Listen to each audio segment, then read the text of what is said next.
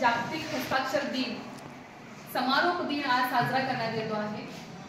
गेले 8 दिवस झाले आपण सर्वजण या हस्ताक्षर सुधारण्याकरिता आपल्याला मार्गदर्शनासाठी आलेले पांडुरंग चोपडे सर, खरं तर सेनगाव सारखं एक छोटंसं गाव, गुगळू पिंपरी नावाचं त्यांचं गाव, आणि गेल्या 15 वर्षापासून हा युवक आपल्या मराठवाड्यातल्या आणि महाराष्ट्रातल्या विद्यार्थ्यांचं अक्षर सुधारावं याच्यासाठी प्रयत्न करतायत।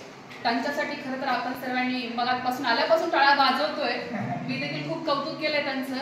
काल मला सांगत होते सर की मॅडम खूप मोठमोठ्या अधिकाऱ्यांनी देखील मला प्रशस्तीपत्र वगैरे दिलेलं आहे, कारण ही जी कला जी आहे ना, जशी एखाद्या मुलीला रांगोळी काढायची आवड आहे, एखाद्याला गायनाची आवड आहे, बरोबर आहे, चित्रकलेची आवड आहे, ह्या गोष्टीला सगळ्याला एक प्रमाण लागतं। रांगोळी काढायची म्हटलं तर कशाही आड्यावड्या रेषा उडून नाही चालत, बरोबर आहे, त्याला एक रचना असते आणि त्या रचनेप्रमाणेच ती रांगोळी काढली जाते।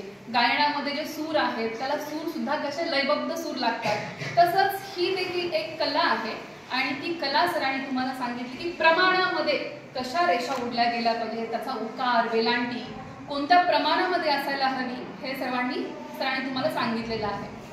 मग आता खरं तर एक उदाहरण सांगते। माझा छोटा भाऊ, मी लहान असताना माझं अक्षर चांगलं होतं, वर्गात बाई मला नेहमी म्हणायचं की माझं नाव टोपण राणी नाव होतं। जेव्हा कधी गेस्ट एखाद्या शाळेवर व्हिजिट द्यायला यायचे तेव्हा ते बाई म्हणायचं की राणी उठ आणि फळ्यावर जाऊन लिही आणि माझं वाचन देखील चांगलं होतं, त्याच्यामुळे बाईंना खरं तर माझ्यातले ते गुण जे होते ते त्यांना कळाले आणि त्याचा उपयोग जो आहे तो मला MPSCला झाला।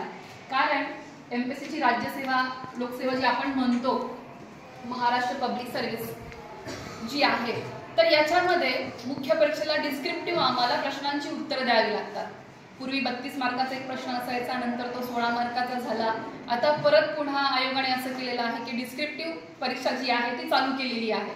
मग याच्यामध्ये जेव्हा तुम्ही उत्तर लिहित असता मुलांनो, तर त्यावेळेला तुमच्या बुद्धीमध्ये जे विचार आहेत त्या प्रश्नासंदर्भाने ते विचार जेव्हा आपण मांडत असतो ते आपण स्वच्छ अक्षरामध्ये मांडणं आणि आपली मांडणी जी आहे ती त्या तपासणाऱ्यांपर्यंत पोहोचणं, आपल्याला काय म्हणायचं आहे हे तुमच्या अक्षरावरून कळत असते। त्याच्यामुळं हे अक्षर जे आहे, आपली मांडणी जी आहे ती स्वच्छ असावी।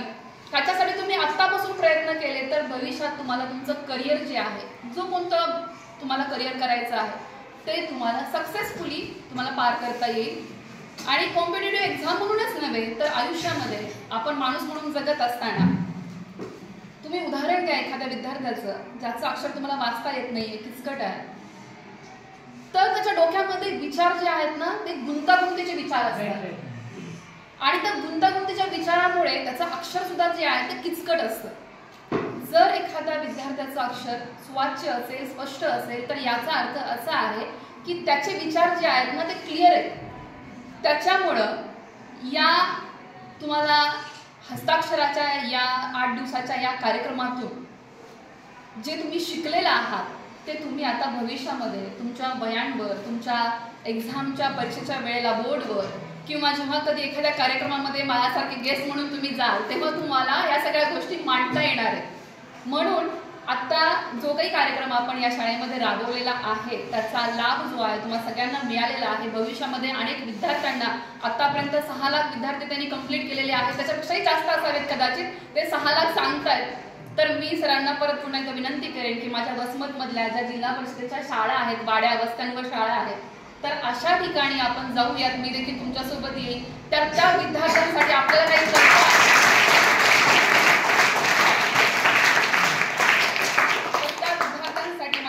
तालुक्याची मी तहसीलदार म्हणून माझं असं कर्तव्य वाटतं की मी त्या विद्यार्थ्यांसाठी काहीतरी करावं म्हणून, आणि जी काही फीस असेल ती मी पे करेन।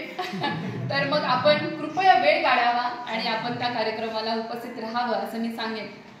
या कार्यक्रमासाठी खरं तर या शाळेचे अध्यक्ष आहेत बालाजी चव्हाण सर आहेत, त्याच्याबरोबर साटोळीकर सर आहेत आणि जगदीश चव्हाण सर ना बरोबर, आणि हा पूर्ण स्टाफ, माझे पत्रकार बांधव, सगळ्यांनाच मी इथे आभार मानते। आपण मला इथे बोलवलं त्याच्याबद्दल धन्यवाद।